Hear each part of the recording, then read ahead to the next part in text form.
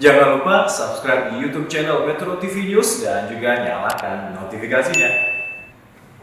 Pemirsa, untuk membahas lebih lanjut terkait tepatkah pengawasan dan langkah pemerintah untuk menjamin distribusi minyak goreng di pasaran, kita bergabung dengan Wakil Direktur Indef, Eko Listianto. Mas Eko, selamat siang. Ya, selamat siang Mas Egan. Ya, Mas Eko, saya ingin Anda mengomentar dulu mengenai Satgas Gabungan ya. Menurut Anda, apakah memang Satgas Gabungan ini bisa berperan efektif begitu untuk mengatasi persoalan minyak goreng kita ini? Ya, kalau bicara tingkat efektivitas yang katakanlah paling ideal adalah masyarakat mendapatkan minyak goreng ya dengan mudah, dengan harga yang terjangkau kan begitu. Tapi setidaknya memang keberadaan Satgas ini, minyak goreng ini ya akan membantu ya khususnya di level hulu begitu untuk memastikan bahwa produsen akan mendistribusikan begitu kepada jalur-jalur distribusi yang ini ya yang sudah ada kira-kira begitu. Nah, untuk memastikan ini kan tentu perlu pengawasan ya.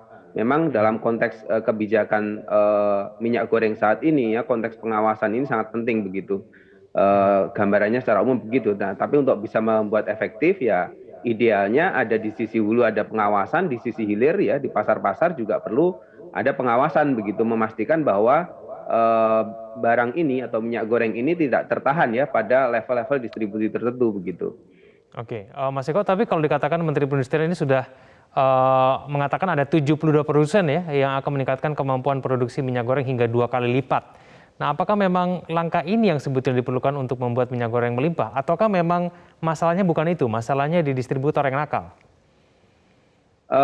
Ya ini problemnya kompleks, tetapi setidaknya dengan sisi hulu dijaga gitu, memastikan bahwa produksi itu mencukupi dari sisi hulu, maka nanti akan terlihat ya kalau kemudian itu barang cepat mengalir ke sisi hilir, ke pasar-pasar tradisional, saya rasa setidaknya ya akses itu akan lebih mudah begitu. Walaupun untuk bicara harga yang lebih rendah dari katakanlah sekarang ya sekitar 50-an ribu per 2 kilo itu agak sulit begitu. Kenapa? Karena memang situasi permintaannya lagi tinggi-tingginya ya menjelang Lebaran ya dan juga ini puasa momentum untuk para terutama UMKM ya jualan begitu gorengan dan lain-lain yang sifatnya mereka juga meminta produk ini lebih banyak begitu di saat-saat sekarang begitu.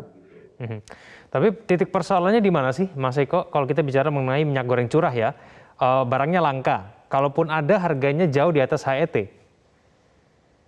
Iya, ini titik persoalannya ya sebetulnya harusnya memang ada dari level hulu sampai ke hilir ya.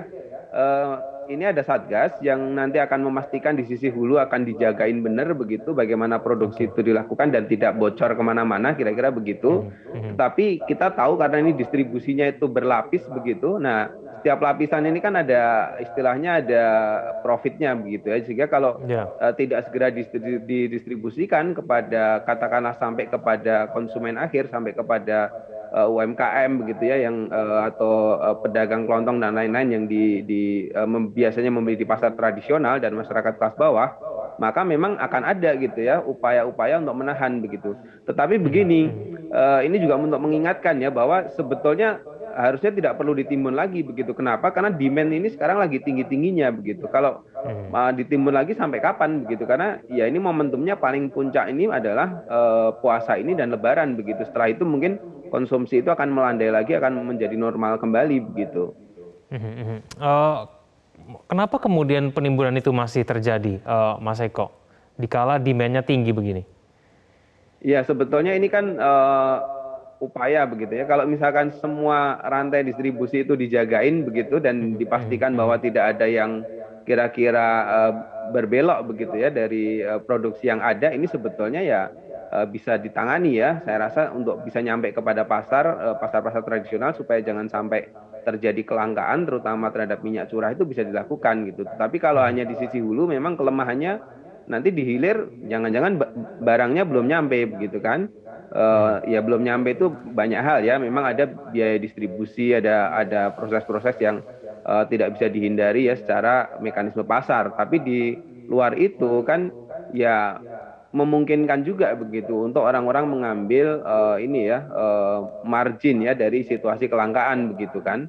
Nah ini mungkin ya kalau dugaannya adalah masih terjadi begitu ya upaya untuk menimbun maka ya arahnya adalah supaya supply itu terbatas sehingga harga yang di level tadi ya di Jakarta ada 22.000, terus di Bandung 25.000 itu akan tetap terjadi begitu. Dan itu kelihatan sekali kan ada ketika minyak goreng itu jauh dari pusat ya dari Jakarta, katakanlah itu harganya juga semakin meningkat begitu seiring level distribusinya dan juga mungkin juga biaya distribusi begitu.